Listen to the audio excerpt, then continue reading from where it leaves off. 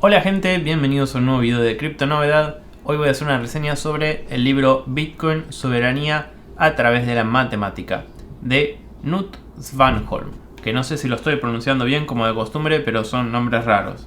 Este libro, si bien tiene algunos planteos súper interesantes, no es un libro que recomendaría. Me parece que le falta bastante estructura. El autor no se define, al menos desde el comienzo.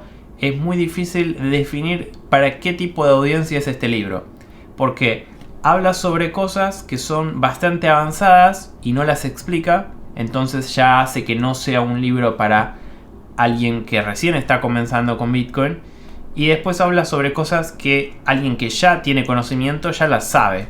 Entonces es como que no aporta, es leer mucho para llevarte un par de cosas interesantes. O sea, de todo el libro yo saqué algunas cosas que me parecieron buenas, que me gustaron. Pero leerte todo un libro para sacar un 10% o un 5% de cosas interesantes, como que mucho sentido no tiene. Entonces, para alguien que recién está empezando puede ser medio complicado porque habla sobre cosas que alguien que recién está comenzando no entiende. Y para alguien que ya entiende, hablar sobre estas cosas como que mucho sentido no tiene.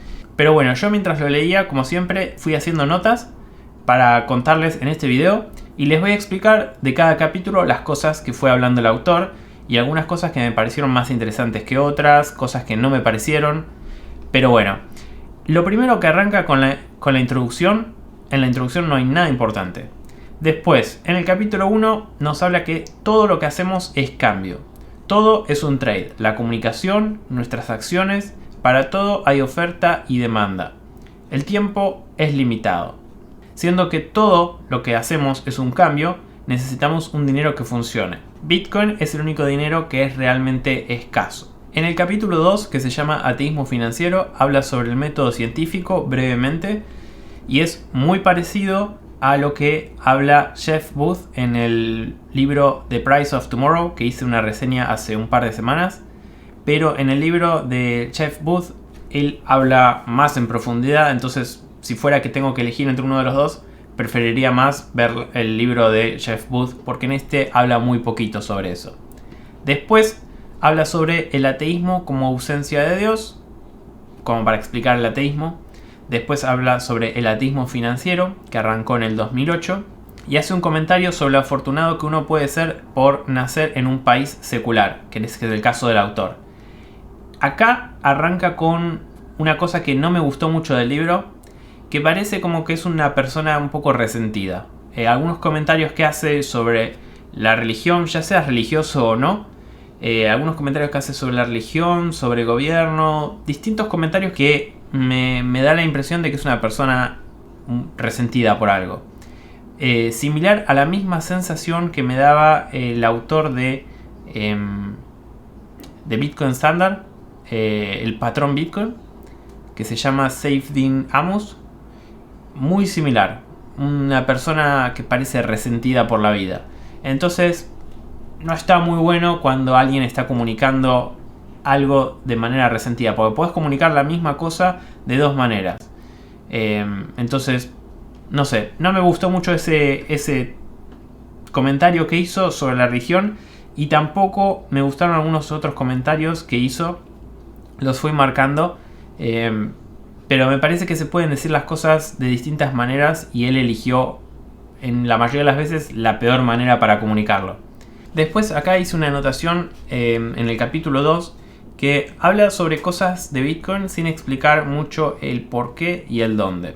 Y un ejemplo de esto es en la página 18, que nos dice: al momento de escribir este libro, el hash del último bloque de Bitcoin comienza con 18 ceros seguidos.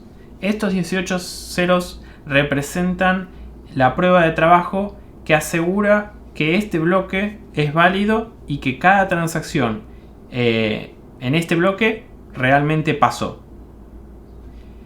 Y acá, esto de los 18 ceros del hash en prueba de trabajo, lo sabes si más o menos tenés un conocimiento de cómo funciona Bitcoin. Si no, ni idea. Y es el capítulo 2. Y no explica qué es el hash, qué son estos ceros, no explica nada. Entonces, así hay varias cosas que decís, esto lo entiendo porque ya sé, pero si no supiera, sería muy confuso. Entonces, para gente que recién está arrancando, este libro seguro que no es. Y para gente que ya sabe, a mí que me ponga esa información mucho no me suma. Después, al igual que lo anterior, habla sobre el ataque del 51%. Lo nombra, pareciera que lo da por descontado, de que uno debería saber qué es eso. Y, de nuevo, si no sabes, si recién estás arrancando con Bitcoin, tal vez no sepas lo que es un ataque del 51%. Y si ya hace mucho que estás con Bitcoin, lo que habla sobre el ataque del 51% mucho no te suma. Luego habla sobre prueba de trabajo, que es como participar de una lotería. Y esto es lo mismo que hablaba el autor de Inventemos Bitcoin, que usa esta analogía de participar en una lotería. Y de nuevo, me pasa lo mismo que con The Price of Tomorrow, de Jeff Booth, que el otro autor toma esa idea y la explica mucho más en detenimiento, esto de la lotería. Y lo mismo me pasó con Inventemos Bitcoin, que el autor de Inventemos Bitcoin explica toda esta analogía de la lotería mucho más en profundidad que lo que habla este autor. Me fijé las fechas y tanto The Price of Tomorrow como Inventemos Bitcoin, los dos se publicaron después de este libro. Así que podría ser que los otros dos autores leyeron primero este libro, vieron que esta idea era buena, o tal vez la escucharon de otro lado, pero que agarraron algunas cosas y dijeron, bueno, vamos a expandir sobre esto. El problema es que los libros de las otras personas que salieron después son mejores ambos que este. No sé si se le habrá ocurrido a este autor hablar de estas dos cosas, o si él mismo también lo sacó de otro lado, pero hubiera estado bueno que explicara un poco más en profundidad. Después habla sobre que Bitcoin es escasez absoluta, un concepto que el hombre nunca experimentó antes. Y si comparamos con la moneda fiat, con el oro o con todas las cosas que se usaron como dinero a lo largo del tiempo, no hay nada que sea escaso como es Bitcoin. Mucha gente que está en contra de las criptomonedas suele decir que uno puede copiar el código de Bitcoin y crear un Bitcoin nuevo, o que hay miles de criptomonedas. Esto para mí personalmente no es cierto. No es lo mismo copiar el código de Bitcoin y crear un Bitcoin nuevo o otra criptomoneda, ya que la red y todo el funcionamiento de cómo funciona, por ejemplo, Bitcoin, no es lo mismo que cómo funcionan otras criptomonedas. Vos no podés aceptar otra criptomoneda como si fuera Bitcoin. Podés verificar fácilmente que una criptomoneda es Bitcoin y la otra no. Entonces, para mí esto de que, bueno, se pueden copiar las criptomonedas, se puede copiar el código y crear una criptomoneda nueva, no es lo mismo que no sea escaso. Entonces, pero bueno, eso es un comentario que muchas veces hace la gente que está en contra de las criptomonedas. Después nos habla sobre que el precio de lo que una persona está dispuesta a pagar por algo depende de dos variantes. La demanda, que es algo subjetivo, y la oferta por el bien, que está atado al tiempo y al espacio. Si la oferta es limitada, no se necesita mucha demanda para que el precio suba. Y esto es de nuevo similar a lo de Bitcoin, que en el caso de Bitcoin no se pueden generar más Bitcoins de los que ya están programados para que se generen. El suministro está limitado y por más que se ponga más hash power, más mineros que se pongan a minar, no se van a generar más de los bitcoins que están estipulados de manera predeterminada, que en este momento son 6,25 bitcoins por bloque, que cada bloque se resuelve cada 10 minutos. Entonces, a diferencia de, por ejemplo, el oro está a $1.889. Si el día de mañana hubiera mucha demanda por oro y sube a 3.000, todos los mineros de oro empezarían a producir más, y mucha gente que no se dedica a la minería tal vez empezaría a tratar de meterse en ese rubro. E inmediatamente, como hay más oro en el planeta Tierra, empezaría a haber más oferta. Entonces el precio bajaría. En el caso de Bitcoin, por más que haya más mineros, no va a haber más Bitcoins. Entonces, al estar limitado por eso, hace que sea más fácil que el precio suba. Después nos dice que Bitcoin es una batería matemática. En el capítulo 3, que se llama La credulidad colectiva, nos habla que la inflación es lo que nos prohíbe de transmitir el fruto de nuestro trabajo a través del tiempo. Esto me pareció interesante. Depende en el país donde vivas, lo experimentaste más o menos. Como ya muchos saben, yo soy argentino, viví muchísimos años en Argentina y ahora hace ya varios años también vivo en Canadá. Y se nota mucho la diferencia entre lo que era tener pesos argentinos o tener ahora dólares canadienses. Si bien hay inflación acá en Canadá, como en todos los países, está mucho más controlado que lo que era en Argentina. En Argentina es imposible ahorrar, es imposible guardar ese o transmitir el fruto del trabajo a lo largo del tiempo. Acá en Canadá también se va perdiendo con la inflación, pero no cambian tanto los precios. Lo mismo calculo que en Europa, en Estados Unidos, con el euro o con el dólar, es menos notable que en países que tienen mucha inflación. De nuevo, Argentina, Venezuela, bueno, todos los países que tienen mucha inflación, ahí calculo que la mayoría de la gente lo experimentó de manera directa y sabe lo que es no poder transmitir el fruto del trabajo a lo largo del tiempo. Después habla sobre reserva fraccional y cómo los bancos generan deuda que nunca va a poder ser pagada. Les dejo un link acá arriba y también en la descripción del video sobre un fragmento de una película que explica esto de manera muy didáctica, que está muy bueno. La película se llama El Concursante, está en español, la película es española y está bastante interesante como lo explica, así que les dejo ese link porque cuando lo leía me acordaba de eso. Después el autor nos dice que tus impuestos no pagan el bypass de tu abuela, tus impuestos pagan los intereses de la deuda que el gobierno acarrea. Esto es cierto, todo lo que uno paga en impuestos no es que va directo a... no es que vuelve en infraestructura, en cosas, sino que va a pagar los intereses de la deuda que el gobierno va juntando. Y al menos, por ejemplo, este año, en el caso de Estados Unidos, ya el déficit que tiene Estados Unidos es mucho más grande que lo que genera con los impuestos. Entonces, eventualmente va a llegar a un punto en donde no se va a poder pagar más los intereses de la deuda y ahí van a ver pocas opciones. Que de nuevo volvemos al tema del libro The Price of Tomorrow, que explica que una de las opciones y la más probable es imprimir dinero para poder pagar las deudas. Y esto es lo que parece que la mayoría de los países están eligiendo hacer porque es el camino de menor resistencia. Después nos habla sobre cómo la democracia es un sistema involuntario, ya que uno no lo elige, uno nace en el país y en el país hay democracia y eso es lo que hay. La democracia es el peor sistema que hay, exceptuando a todos los demás sistemas que se probaron. Entonces, es el menos mal.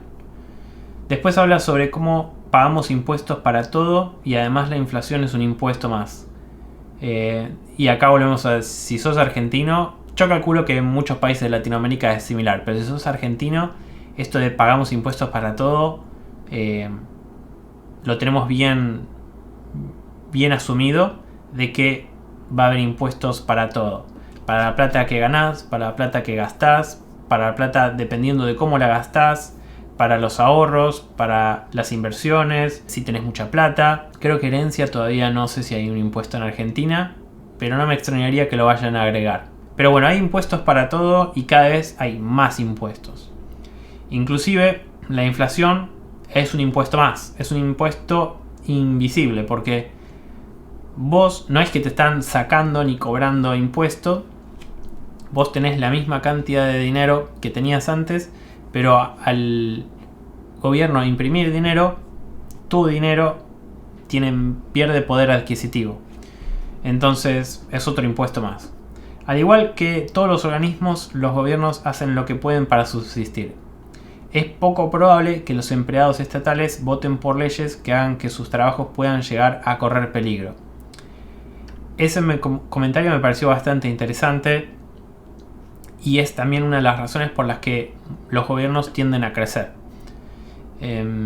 Si agarras la mayoría de los gobiernos de la mayoría de los países, cada vez son más grandes. volviendo al caso de Argentina, porque soy argentino, el gobierno de Argentina es gigante, cada vez crece más, cada vez hay más empleados estatales y como cada uno por lo general suele ser bastante individualista, uno no va a votar en contra de cosas o elegir cosas que hagan que su trabajo corra peligro. Entonces cada vez el gobierno crece más. Después el autor nos dice que lleva tiempo, pero todas las democracias están en una trayectoria a gobiernos más grandes y complejos con menores libertades individuales, que es similar a lo que les decía antes. A largo plazo pareciera que el sistema favorece a los que saben aprovecharse del sistema y no a aquellos que aportan la mayor cantidad de valor. Esto, otra vez, con Argentina es muy notorio, con los planes sociales, la clase media, que por lo general son los que pagan todos los impuestos, y que ya casi que no hay clase media. La clase media en Argentina como que se fue perdiendo y como que no hay más clase media. O la clase media es lo que antes era clase más bien baja. Después habla sobre los impuestos que se pueden considerar como un robo porque son involuntarios. Si alguien decide no pagarlos, las repercusiones suelen ser fuertes. Bitcoin es inconfiscable si sabes lo que haces y Bitcoin está en todos lados. Las fronteras no te detienen, ya que sea donde sea que vayas puedes llevar tu capital. Esto es similar a lo que hablaba el libro, el pequeño libro de Bitcoin, que también me pareció muy interesante este concepto, que a lo largo del tiempo, mientras Bitcoin siga creciendo, se siga adoptando en distintos lugares, va a ser más fácil que los países empiecen a favorecer a la gente que tiene Bitcoin, porque van a empezar a aceptar esa gente, ya que uno se puede ir del país en donde está. Si uno no se siente bien con cómo está la situación, uno se puede ir a otro país y podés llevarte todo tu capital sin problema. Entonces, el hecho de que uno pueda mover sus bitcoins a través de la frontera sin tener que pedirle permiso a nadie hace que sea mucho más difícil para los gobiernos estar empezando a poner tantas restricciones, impuestos a todo. Porque uno podría decir, bueno, la verdad que este país no me funciona más, me voy a otro, que sea más favorable para mi vida. Después el autor nos dice, cuando un banco o gobierno te prohíbe comprar Bitcoin, es cuando te das cuenta que tu dinero no es tuyo. Esto hace que el precio de Bitcoin suba. Hasta ahora esto yo por suerte nunca lo experimenté, que mi banco me prohíba comprar Bitcoin. Lo que sí experimenté son muchos límites. Límites para cuánto puedo gastar por día, hay un máximo de cuánto puedes sacar por el cajero, cuánto puedes hacer en una transferencia electrónica. Después también hay límites para cuánto puedes sacar. Si vas al banco, si vas a la sucursal acá, no es que puedes pedir que te den, bueno, depende de cuánta plata tenés en tu cuenta, pero no es que puedes ir y decir, dame $30.000. Si te decís, dame $30.000, te van a decir, bueno, hacemos el pedido y vení mañana o pasado, te llamamos por teléfono y los vas a tener. Pero no es que lo tienen inmediatamente tu dinero. Entonces no es lo mismo que te prohíban comprar Bitcoin, pero ahí te das cuenta que el dinero no es tuyo y que no lo tienen tan fácil. O sea, tu dinero no está. Y en algunos lugares esto se nota más cuando toda la gente va a tratar de sacar la plata del banco. Argentina en el 2001... En Chipre también pasó hace un par de años que no se podía sacar la plata. Que ahí es cuando te das cuenta de que tu dinero no es tuyo. En el caso de Bitcoin, mientras no tengas los Bitcoins en un exchange, si vos tenés tus claves privadas, tus Bitcoins siempre son tuyos y los podés mover y hacer lo que quieras cuando se te dé la gana. Después, en el capítulo 4, que se llama Una Inmaculada Concepción, nos habla que las estructuras complejas surgen de reglas simples. La escasez en Internet solo puede ser inventada una vez. Por eso es imposible replicar las circunstancias donde nació Bitcoin. Esto coincido 100% en que no se puede volver a crear una criptomoneda en las mismas circunstancias que las que se creó Bitcoin.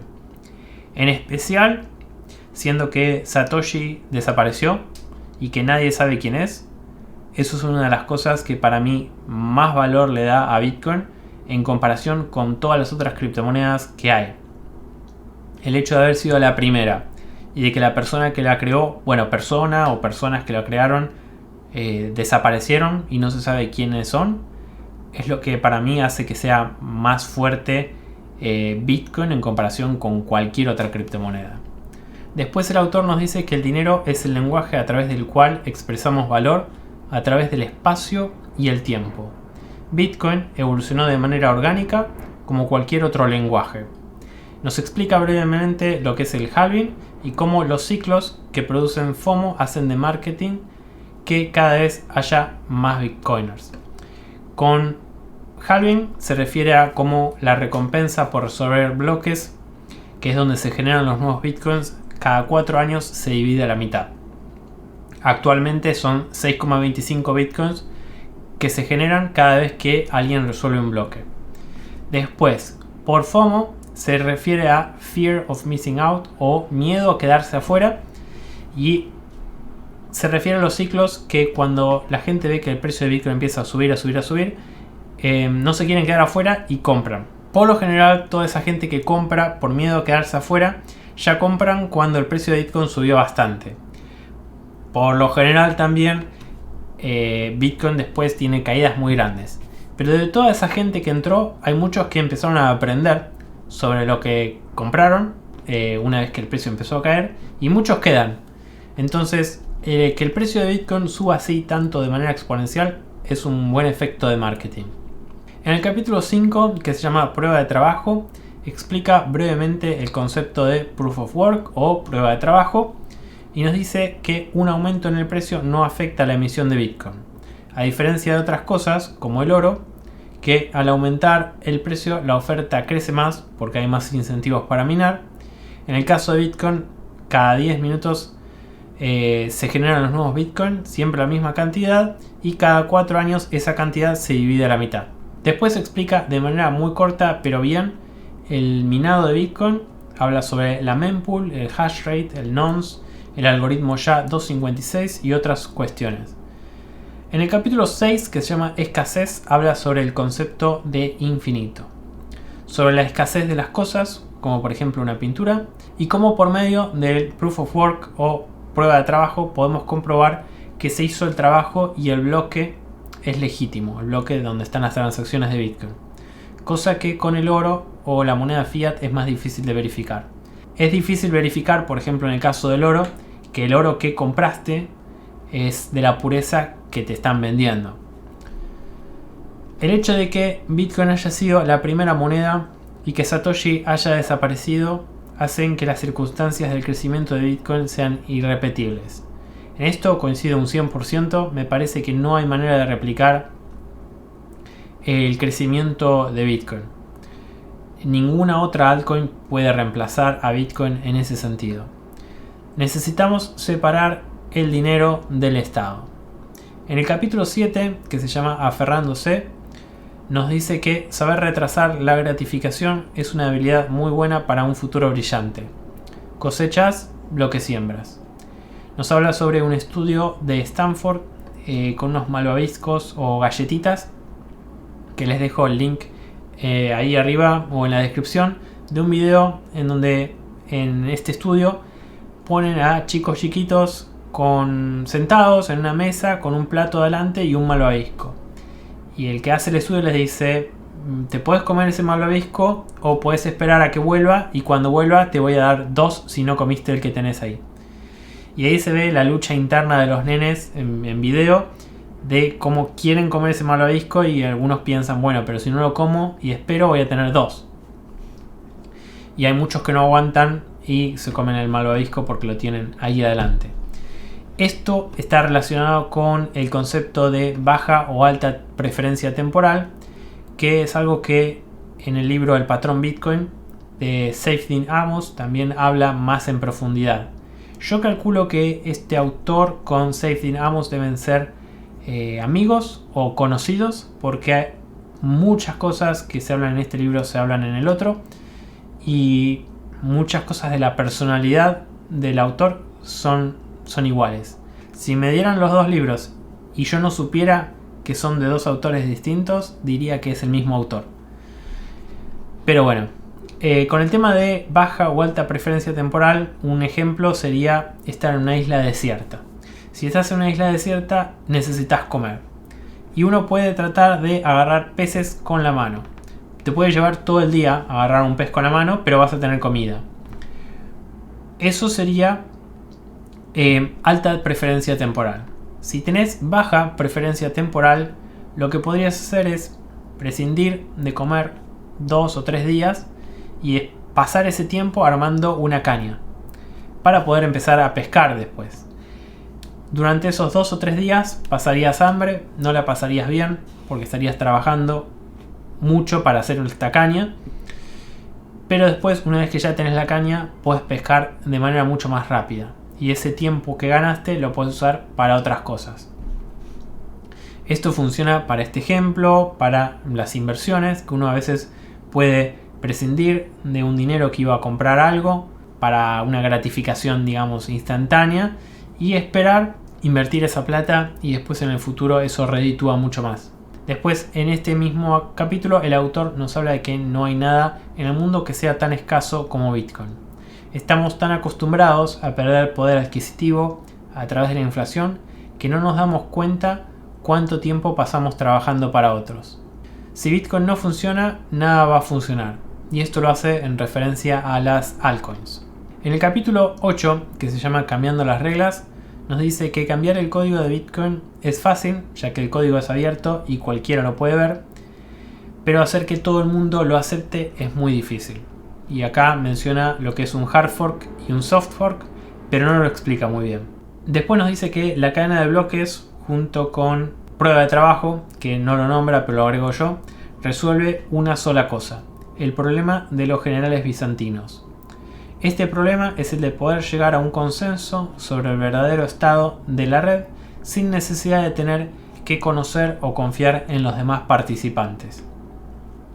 Nos dice que tengamos cuidado con la gente que dice que lo interesante es la tecnología detrás de Bitcoin, la cadena de bloques.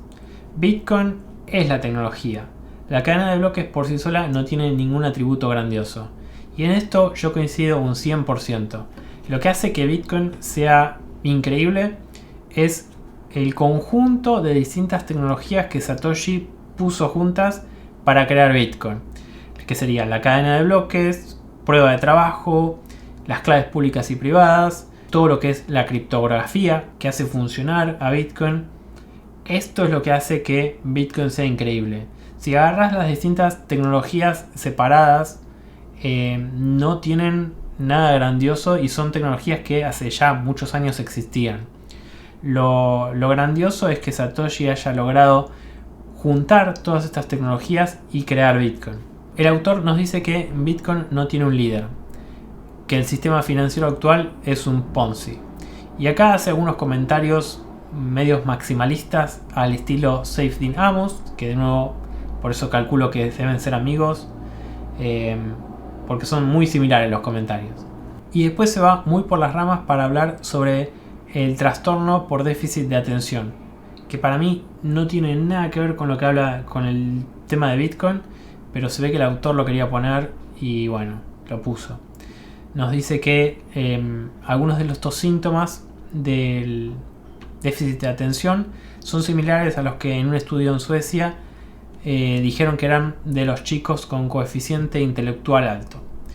Y nos habla como los remedios que se les da a los chicos que tienen estos trastornos los convierten en ovejas y que tal vez esté frenando el futuro desarrollo. Habla sobre el sistema escolar, de nuevo se va muy por las ramas para mí acá, y hace algunos comentarios muy resentidos. Nos dice que somos peones en un juego de ajedrez y que somos sacrificados para proteger al rey. Nos pregunta si nos pone feliz ser un peón y nos dice que Bitcoin te permite cambiar las reglas del juego. Nos hace una breve mención sobre Lightning Network, que es una solución de segunda capa de Bitcoin, que para mí la mención que hace no es 100% realista, ya que Lightning Network todavía no cumple las expectativas que menciona en el libro. En el capítulo 9 el dinero como un amplificador. Nos dice que el dinero es un medio de cambio, guardado de valor y unidad de cuenta, pero también es un lenguaje y un amplificador de personalidad. Nos pone el ejemplo de alguien que es generoso. Si hay alguien generoso con mucho dinero, este dinero puede ayudar a amplificar su personalidad, ya que puede ser generoso con más dinero. Une el dinero fiat con la censura de las plataformas y el movimiento de gente políticamente correcta. Y acá también hace unos comentarios bastante resentidos. Muchas de las cosas que el autor opina, yo coincido en muchas cosas, pero me parece que la manera en la que el autor elige comunicarlas no son las ideales. Se pueden comunicar las cosas de manera más eficiente para mí, sin tanto resentimiento e idealismo. Nos habla sobre los políticos y cómo ahora que hay más fuentes de información, el lavado de cerebros es más difícil. Esto para mí no coincido. Yo creo que el lavado de cerebros ahora no es más difícil. Con todos los medios de comunicación que hay y la desinformación que hay, me parece que el lavado de cerebros casi te diría que es más fácil. Nos dice que muchas decisiones importantes se van a dar en los próximos años. Los políticos no suelen soltar el poder, al contrario, y si bien uno no puede influenciar sobre esas decisiones, sí puede planear el efecto que van a tener sobre uno. Uno puede salirse del sistema. Bitcoin es un sistema voluntario, la democracia no. Nos pregunta qué pasa cuando colectivamente nos ponemos a cuestionar la credibilidad del dólar, los euros, los pesos. El mercado va a decidir qué dinero es mejor. Esto me parece que desde el año pasado, con la pandemia y la impresión de dinero así a lo loco, la gente se está preguntando más qué es el dinero, qué le da valor al dinero, y creo que en los próximos años sí vamos a ver un cambio en el modo de cómo ve la gente el dinero, y me parece que no va a ser nada fácil ni placentero ese cambio, esa transición que vamos a ver, me parece que va a ser difícil. En el capítulo 10, que se llama El entorno, nos habla sobre el consumo de energía y cómo muy seguido la gente se queja de lo que Bitcoin gasta en cuanto a energía. Sin embargo, Bitcoin incentiva a ahorrar. Cada dólar, yen o euro que se gastó en Bitcoin hubiera sido gastado en otra cosa que también consume energía. Eso nunca me lo había pensado, pero es verdad. La plata que uno pone en Bitcoin es plata que no gasta en otra cosa. Después nos dice que cuando los productores pueden convertir energía en dinero instantáneamente, es más fácil que utilicen energía renovable. Un ejemplo de esto podría ser paneles solares en el medio de la nada, donde hay mucho sol, qué sé yo, en el medio del desierto, poner paneles solares. Esa energía que se crea tal vez es muy difícil de llevar hasta una ciudad cercana, ya que no hay una ciudad tal vez que esté cercana al desierto, y hace que sea imposible aprovechar esa energía.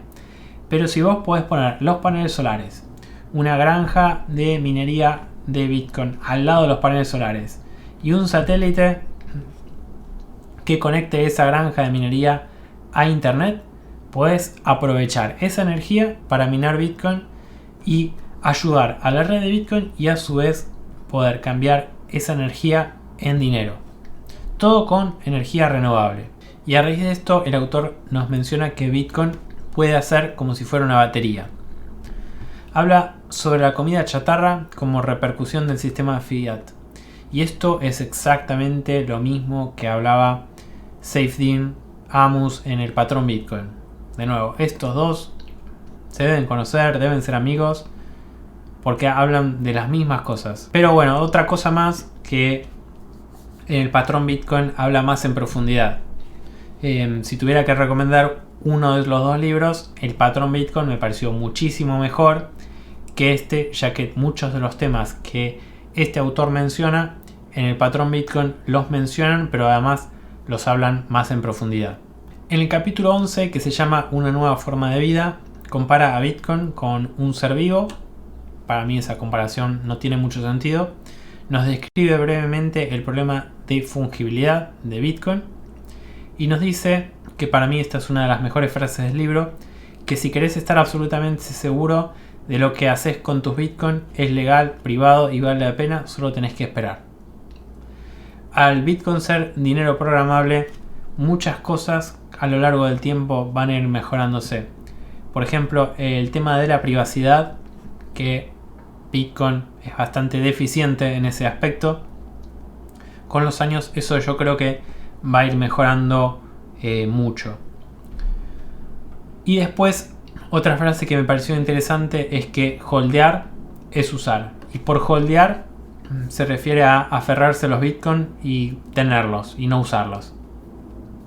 Al vos tener tus Bitcoin y no usarlos, los estás usando en realidad. Los estás usando como reserva de valor. En el capítulo 12, que se llama Los años que siguen, nos habla sobre el efecto Lindy, que es que cuanto más dura una tecnología, más probable es que siga existiendo. Y nos dice que en los próximos años cada vez va a ser menor el suministro de Bitcoin y mayor el de dólares. Menciona otra vez Lightning Network y nos dice que ningún otro token va a reemplazar a Bitcoin. La escasez en Internet es un invento único que no se puede volver a repetir. Yo ahí coincido un 100% con eso. Me parece que es imposible repetir la creación de Bitcoin. Nos dice que Bitcoin crece orgánicamente. Hay que dejarlo respirar y mirarlo evolucionar. En conclusión, para mí este libro, si bien tiene algunas partes interesantes, es un libro que puede ser confuso para principiantes y para el que sí sabe sobre Bitcoin no aporta mucho más. Le falta mucha estructura al libro. Y después también otra cosa negativa que veo es que el autor pone demasiada ideología en un libro sobre Bitcoin. Y ideología y además muy resentido. Creo que muchas de las ideas que el autor trata de transmitir se podrían transmitir de manera mejor y más positiva. Si sin conocerlo ya diría que este autor, esta persona, es bastante negativa de la vida. Y para mí, en un libro que habla sobre Bitcoin, la negatividad no aporta nada. Decir que todo está mal, que todo no funciona, no aporta en nada. Porque ya la mayoría de la gente sabe que muchas cosas no funcionan y que están mal. Prefiero más que me digas cómo ver hacia el futuro, ver cómo Bitcoin va a cambiar esto, que me estés nombrando y diciendo que está todo mal. Entonces, es un libro que, siendo que hay tantos otros libros que son mejores, no recomendaría. Por ejemplo, para mí sería mucho mejor leer El patrón Bitcoin, que si bien también el autor es bastante resentido, es menos resentido que este, y todos los conceptos y cosas que habla más en profundidad, entonces es más claro. El patrón Bitcoin es uno bueno. Después, para toda la parte tecnológica y de cómo funciona Bitcoin, el libro Inventemos Bitcoin es mucho mejor que este. Y después, The Price of Tomorrow también toma algunos conceptos que este autor habla y habla más en profundidad. Entonces, no sé a quién le podría recomendar este libro. Tal vez si te gusta mucho leer y te interesa mucho todo sobre Bitcoin, sí puede ser una buena lectura. Yo saqué algunas cosas interesantes, pero más allá de eso no lo recomendaría. De todas maneras, si te interesa comprar el libro, dejo un link de afiliado en la descripción. Si compras usando mi link de afiliado, yo recibo una comisión y me sirve para poder seguir comprando libros y haciendo más reseñas. Si no te interesa comprar el libro, pero te interesa apoyar el canal, podés hacer clic en el link y comprar cualquier otra cosa. Yo recibo una comisión de eso. Y si no, también puedes ver las reseñas de mis otros libros, que voy a dejar links acá en la pantalla, para que veas esos otros libros que me parecen más interesantes. El patrón Bitcoin, Inventemos Bitcoin, The Price of Tomorrow, todos esos libros hablan más en profundidad de temas que este libro menciona, pero como que le falta. Así que con eso los dejo por hoy. Si te gustó el video, pon el me gusta, suscríbete al canal y nos vemos en el próximo.